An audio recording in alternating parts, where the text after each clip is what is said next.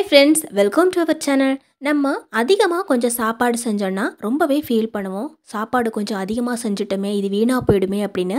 சில வேளைகளில் நம்ம சாப்பாடு செய்யும்போது சாப்பாடு கொஞ்சம் குழஞ்சு கூட போயிடும், அல்லது கொஞ்சம் தண்ணி விட்ட மாதிரி கூட ஆயிடும்.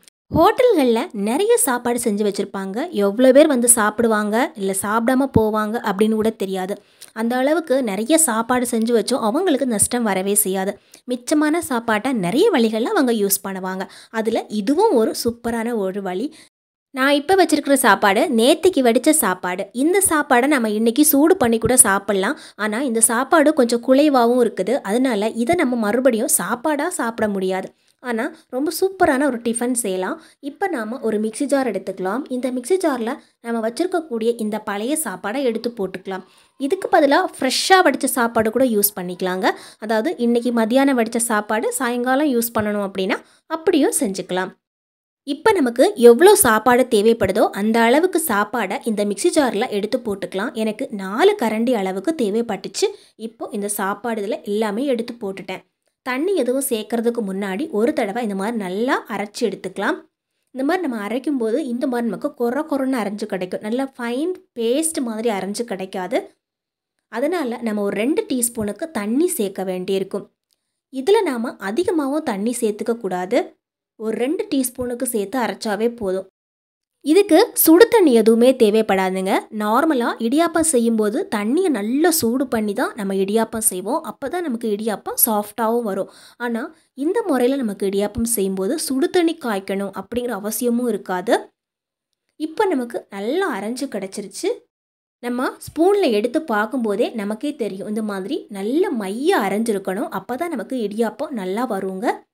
வீட்டில் சாப்பாடு மிச்சமாயிடுச்சுன்னா அந்த சாப்பாடை வச்சு ஒரு சூப்பரான ஒரு ஸ்நாக்ஸ் செய்கிறது எப்படின்னு வீடியோவை நான் ஆல்ரெடி போஸ்ட் பண்ணியிருந்தேன். அதையும் பாருங்கள், ரொம்ப யூஸ்ஃபுல்லாக இருக்கும். இப்போ நாம் ஒரு பவுல் எடுத்துக்கலாம். நாம் அரைச்சி வச்சுருக்கக்கூடிய இந்த சாப்பாடை இதில் சேர்த்துக்கலாங்க. இந்த சாப்பாட்டில் நாம் இந்த டிஃபன் செய்கிறதால நல்லா வராதோ, டேஸ்ட்டு நல்லா இல்லாமல் போயிடுவோம் அப்படின்னு பயப்படவே தேவையில்லை. நார்மலாக நம்ம இடியாப்பம் செய்யும்போது எந்த அளவுக்கு நமக்கு டேஸ்ட்டாக இருக்குமோ அதே அளவுக்கு டேஸ்ட்டு கிடைக்கும் நமக்கு. இப்போ இதுக்கு தேவையான அளவுக்கு உப்பு சேர்த்துக்கலாங்க. இப்போ நாம் இதில் தண்ணி சேர்த்து அரைச்சிருக்கிறோம். அதனால் இதை கெட்டியாக்குறதுக்காக மாவு சேர்க்க வேண்டியிருக்கும். கடையில் வாங்கின மாவு தான் சேர்த்துருக்குறேன். நார்மலாக நம்ம கடையில் அரிசி மாவுன்னு கேட்டாவே போதும், அந்த மாவு தான். இப்போது இது கூட சேர்த்து நல்லா மிக்ஸ் பண்ணிக்கலாம். சப்போஸ் உங்களுக்கு இன்னும் கொஞ்சம் ஆள் அதிகமாக இருக்கிறாங்க, இன்னும் கொஞ்சம் மாவு சேர்க்கணும் அப்படின்னு தோணுச்சுன்னா அதுக்கு ஏற்ற மாதிரி மாவு சேர்த்து நல்லா மிக்ஸ் பண்ணிக்கலாம். அப்படி அதிகமாக மாவு சேர்க்கும்போது கொஞ்சம் தண்ணி சேர்க்க வேண்டியிருக்கும். அந்த தண்ணி பச்சை தண்ணியாகவே சேர்த்துக்கலாம். சுடு தண்ணி சேர்க்கணுங்கிற அவசியம் கிடையாது. இந்த மாதிரி மிக்ஸ் பண்ணும்போது எனக்கு இன்னும் கொஞ்சம் மாவு தேவைப்பட்டுச்சு. நான் ஒரு 1/2 கப் அளவுக்கு சேர்த்துக்கிட்டேன். இப்போ இந்த ஸ்பூனில் இருக்கிற மாவை எல்லாத்தையும் இதில் வலிச்சு போட்டுட்டு கையிலையே பிசைய ஆரம்பிக்கலாம். நம்ம கையில் பிசையும் போது தான் மாவு எந்த அளவுக்கு சாஃப்டாக இருக்குது, தண்ணி கரெக்டாக இருக்கா அப்படின்னு நமக்கு செக் பண்ண முடியும். அதனால் ஸ்பூன்லேருந்து எடுத்து வச்சுட்டு கையிலையே இந்த மாதிரி நல்லா சாஃப்டாக பிசைஞ்சு எடுத்துக்கலாங்க. நம்ம பிசையும் போதே உப்பு கரெக்டாக இருக்கான்னு செக் பண்ணணும். நம்ம இடியாப்பத்துக்கு மாவு பிசையும் போது எந்த அளவுக்கு சாஃப்டாக இருக்குமோ அதே மாதிரி இந்த மாவும் சாஃப்டாக இருக்கணும். நம்ம கையில் குத்தி பார்க்கும்போது நல்ல குண்டு மாதிரி உள்ளே போகணும். அந்த மாதிரி இருந்துச்சுனாவே தண்ணி அளவு கரெக்டாக இருக்குது அப்படின்னு அர்த்தம். கொஞ்சம் தண்ணி எக்ஸ்ட்ரா தேவைப்பட்டால் ஒரு டீஸ்பூனுக்கு பச்சை தண்ணியே சேர்த்து பிசைஞ்சு எடுத்துக்கலாம். கையில் கொஞ்சம் எண்ணெய் அப்ளை பண்ணிவிட்டு இதை இந்த மாதிரி பிடிச்சி வைக்கணும். இந்த மாதிரி பிடிச்சி வச்சோன்னா கடைசியாக நமக்கு பிழியும் போது ரொம்ப ஈஸியாக இருக்கும். ஒவ்வொரு பீஸாக எடுத்து போட்டு பிழிஞ்சிக்கலாம். மாவு இந்த மாதிரி உருட்டிட்டு இப்படியே வைக்கக்கூடாது. இதை க்ளோஸ் பண்ணி வைக்கணும்னா இப்படியே வச்சோன்னா இந்த மாவு ரொம்ப ட்ரை ஆகிடும். இடியாப்பம் செய்கிறதுக்கு நாம் எந்த சில்லு யூஸ் பண்ணுவோமோ அந்த சில்லை இந்த மாதிரி எடுத்துக்கலாம். நான் இருக்கிறதுலே சின்ன சில்லு தான் எடுத்துருக்கிறேன். இப்போ இதில் 2 பீஸ் உள்ளே எடுத்து போட்டுக்கலாம். பாருங்கள் எவ்வளோ ஈஸியாக இருக்குன்னு. நம்ம மாவு பிசையும் போது இந்த மாதிரி பிடிச்சி போட்டோன்னா நமக்கு கையில் மாவும் ஒட்டாது.